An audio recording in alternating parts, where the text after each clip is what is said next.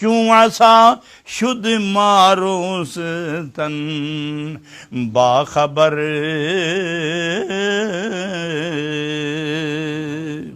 معجزہ موسیٰ و احمد در نگر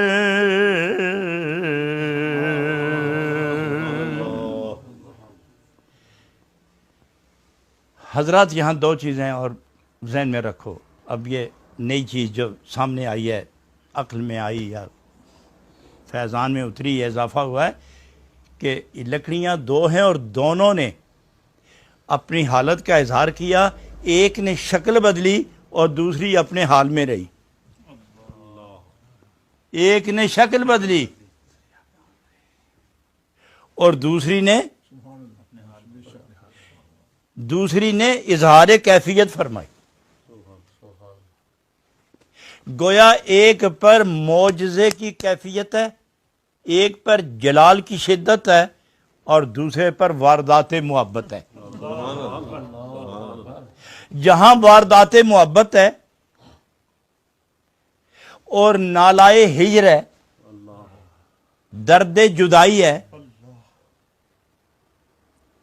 وہاں شکل تو قائم رہی لیکن اس شکل پر محبت کے اثرات اور عشق کی گرمی غالب رہی. اور جہاں مد مقابل کوئی تھا وہاں لاٹھی نے شکل بدل دی.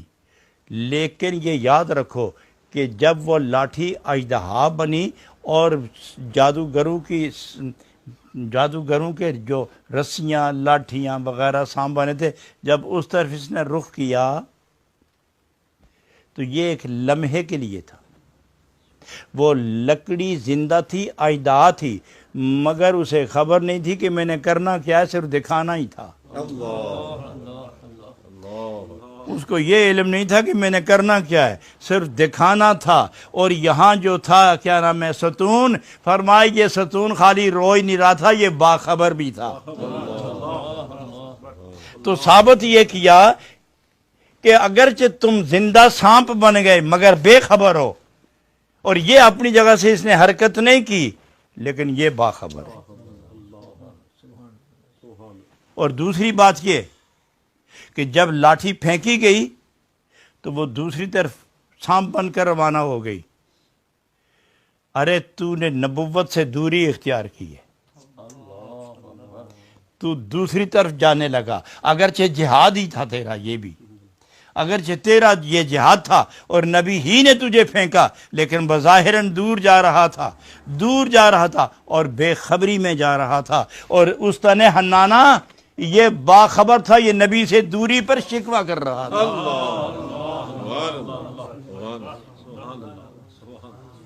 دونوں میں فرق دیکھو، دونوں میں فرق ہے. اس لیے فرمایا چوں عصا شد ماروستن باخبر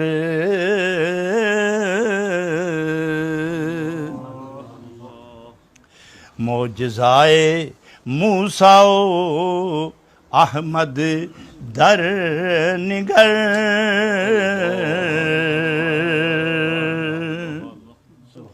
معجزہ کو موسیٰ علیہ السلام کی طرف منسوب کیا اور نبی کریم علیہ الصلوۃ والسلام کا اس میں پاک لے کر فرمایا در نگر، نظر ادھر رکھو کملی والے کی طرف، تو ان کے معجزے کو بھی نظر میں رکھو لیکن دل رکھو نبی پاک کی طرف، نظر رکھو معجزے کی طرف. اور فرق معلوم کرو کہ موسیٰ آپ جو سوٹی اپنے ہاتھ میں رکھیں یہ اژدہا بنے.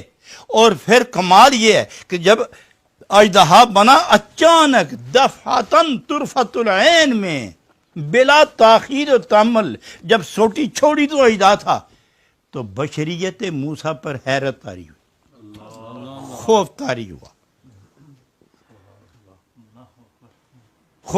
ہوا. تو اس وقت رب نے فرمایا موسیٰ میں جو تمہارے ساتھ ہوں میں جو تمہارے ساتھ ہوں، میرے حکم سے یہ سب کچھ ہو رہا ہے نا، تو آپ نبی ہیں، میرے ساتھ ہیں، میں تمہارے ساتھ ہوں، گھبرانے کی ضرورت کیا، پکڑو بس سوٹی کی سوٹی ہے.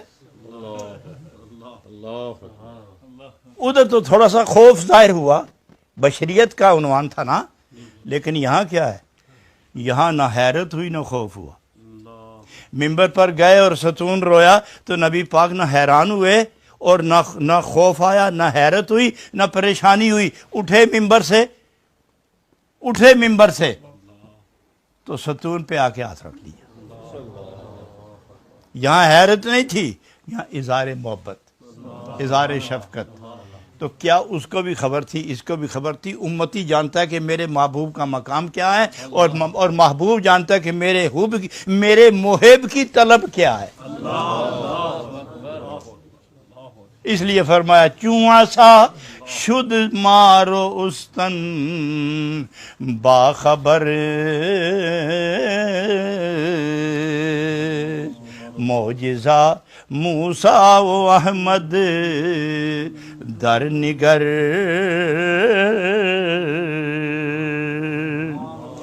نگر اس طرف دیکھو، توجہ کرو، مائل کرو اپنے مزاج کو۔ یہ کیوں کہتے ہیں؟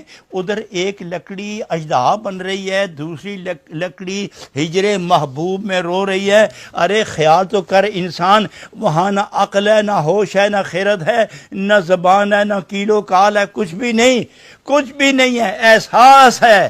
اگر لکڑی اپنے محبوب پیغمبر کو دیکھ کر قربانیاں دے رہی ہے اور عشق میں جل جل کے فریاد کنا ہے، تو عقل والا ہے، ہوش والا ہے، علم والا ہے، تو کیوں نہیں اپنے نبی کے ہجر میں روتا؟ نعرہ تکبیر، نعرہ رسالت، تو کیوں نہیں ہجر میں روتا؟ اگر لکڑی کو نبی روتا ہوا دیکھے تو سینے لگائے اور اس کو جنت کی بشارت دے، ارے تو بھی رو، ارے رو، تو بھی رو۔ تو یوں سمجھ جب تیری روح روئے گی نا، تو وہ تو ممبر پر سے اٹھ کے لکڑی کے پاس گئے تھے، ستون کے پاس نا، تو رو، تیرا دل ہی ممبر بن جائے گا اور نور نبوت کے فیضان تیرے ممبر پر آ کے تیری روح کو تسکین دے۔ ضروری ہے کہ بلا دلیل و حجت تو قربانی کا جذبہ پیدا کر۔ تو دوری اور نزدیک کا احساس چھوڑ، یہ میرے تیرے خیال کے مطابق دوری ہے، ان کے سامنے دوری نہیں ہے۔ اللہ